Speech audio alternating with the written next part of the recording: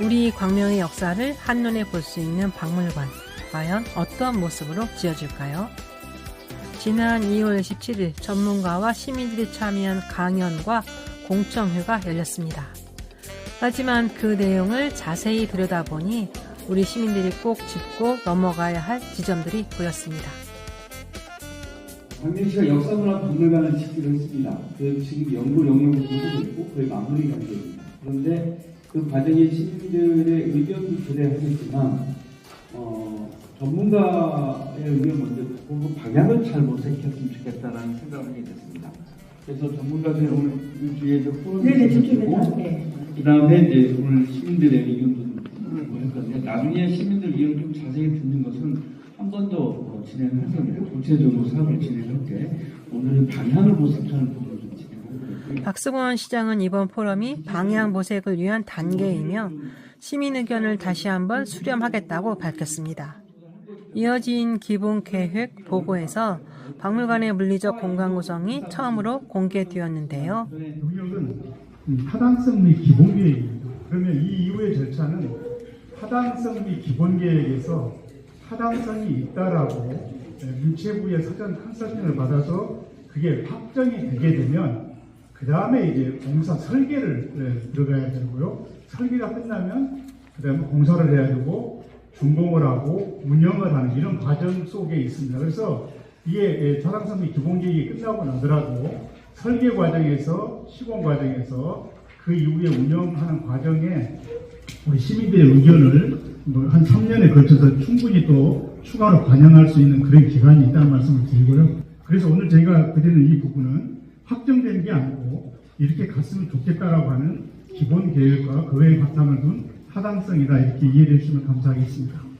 네, 첫 번째는 입지입니다. 어디에다 지을 것이냐라는 게 첫 번째 문제가 되겠습니다. 저희가 4개의 후보지를 이렇게 분석을 했습니다.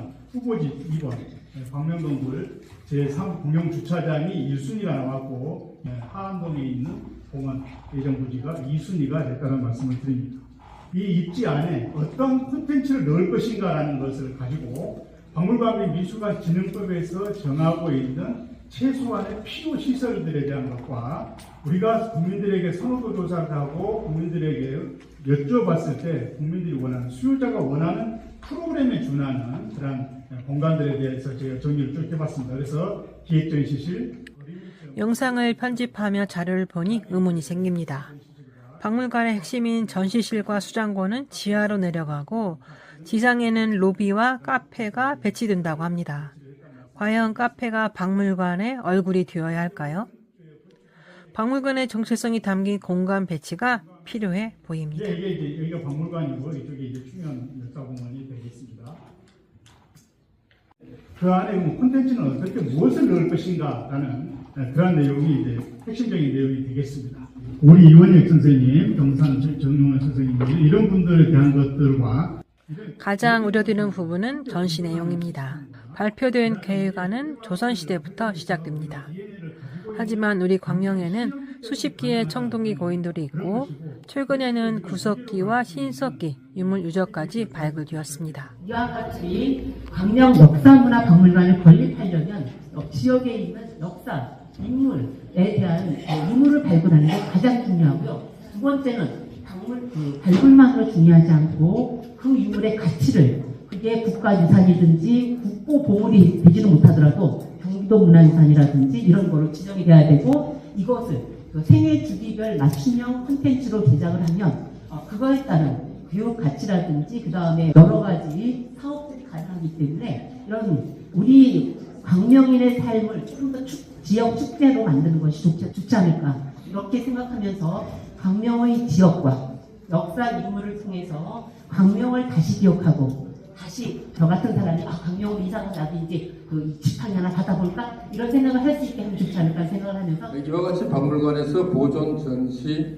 교육, 체험하게 하는 것은 도시의 정체성을 나타내는 것이 되고 또 시민의 자긍심을 제고하며 그 외래 방문객에게는 도시를 알리는 최고의 창구가 되는 것입니다.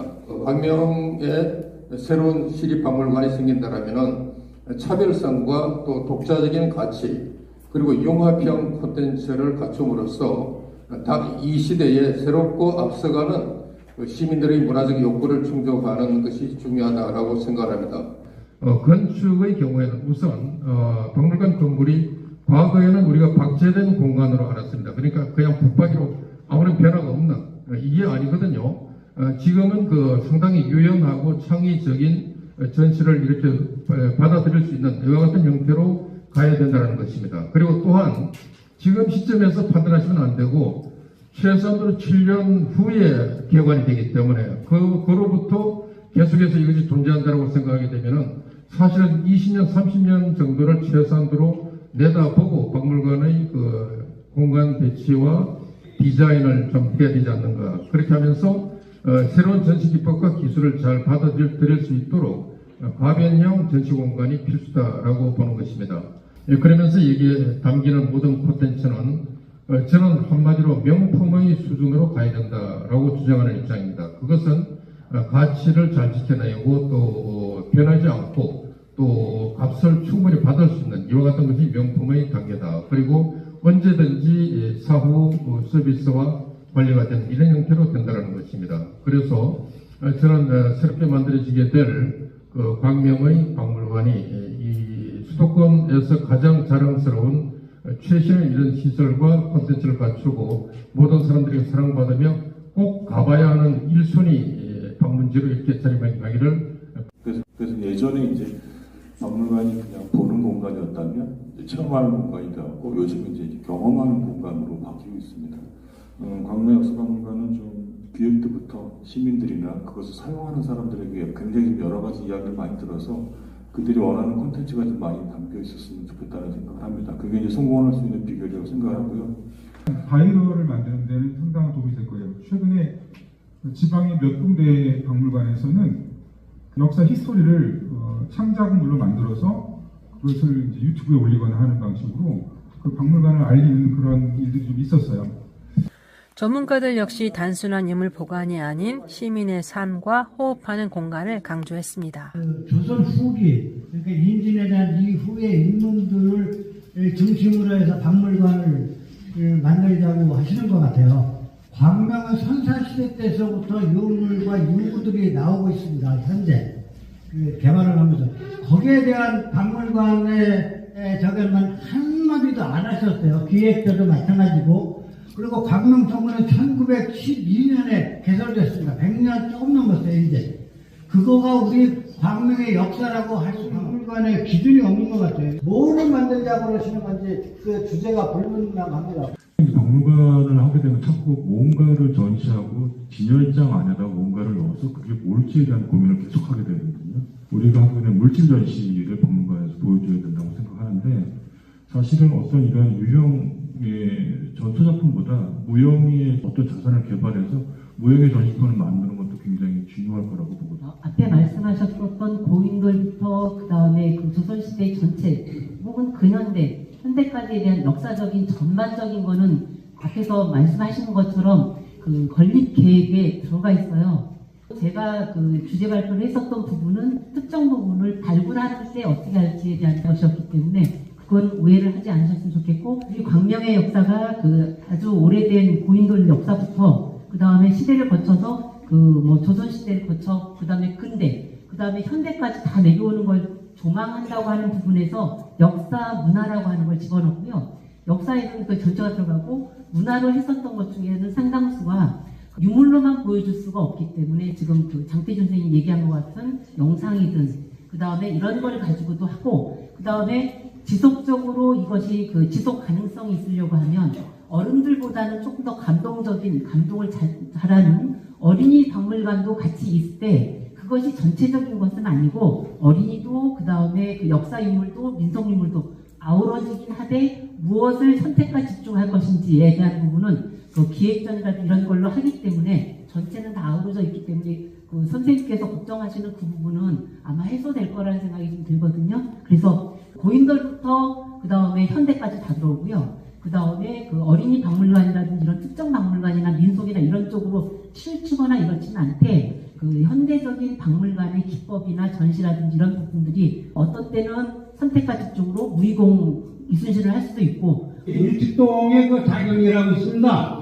거기에 한 500년대 되시는데 소봉 김배덕 우리 선돌님이십니다. 현재 보면 그 유물이 그렇게 많지가 않아요. 망부석 또 동자석 이런 정도고 그 망부석이라든가 동자석 아까 그 영상으로 해서 할 수 있다고 하셨는데 그렇게 할 수가 있는 거죠? 그거는 지금 박물관을 만들어가는 그 사이에 해당되는 그 어르신들에 대한 영상이라든지 그다음 그 구석부터 시작해서 해당되는 것들은 아마 적절하게 그 콘텐츠화 시킬 거라고 알고 있습니다. 광명 그러면 이제 광명의 이미지가 중요한데 물론 이제 그 청백리라든지 그런 이미지는 상당히 많아요. 휴 그러면 어떤 이미지가 떠오릅니까? 아무것도 떠오르는 거 없어요. 그러니까 서봉 김대덕 할아버지가 치묘살이 여묘살이를 할 때 오리 선생님께서 이렇게 다니시면서 몸 생각하면서 잘해라고 하면서 다니시는 그러면 앞으로 광명의 효를 갖다 강조하는 그런 치묘살이 옛날 갖다 복원을 해갖고 학생들한테 가르치면 그거보다 더 큰 효과가 없다고 봅니다. 그래서 그거 하나 말씀드리고요. 두 번째는 이제 조금 전에도 말씀드렸지만 소봉 김대덕 효라든지 춤이라든지 이렇게 콘텐츠 부분은 지금 장태준 교수님도 계시지만 많은 분들이 박물관 관련되는 것들을 하면서 이걸 영상으로 만들고 그걸 미래 세대한테 알려줄 수 있게 노력할 거기 때문에 그거는 그 다음번 박물관 타당성이 확인되고 짓는다고 결정이 되고 나면 그다음부터 곧바로 그런 거를 조사하면서 할 거라고 생각이 들어서 그거는 여지를 남겨두겠습니다. 우리 그 광명 역사 문화박물관을 건립하는데 디딤돌이 돼주시면서 광명 시민의 자부심이 될 수 있는 박물관 만들도록 노력할 테니까 여러 시민들께서도 협조 부탁드리겠습니다. 현장 시민들도 목소리를 높였습니다. 조선시대를 넘어 선사시대부터의 흐름을 담아야 한다는 점, 그리고 광명동굴과 연계된 독립운동사 등 우리만의 무형 자산을 콘텐츠화해야 한다는 소중한 의견들이 나왔습니다. 박물관 건립의 성공은 결국 시민의 참여에 달려 있습니다. 이진한 기본 계획이 어떻게 보완될지, 시민의 목소리를 듣는 다음 포럼은 언제 열릴지 광명하다가 끝까지 지켜보겠습니다. 광명의 역사는 우리의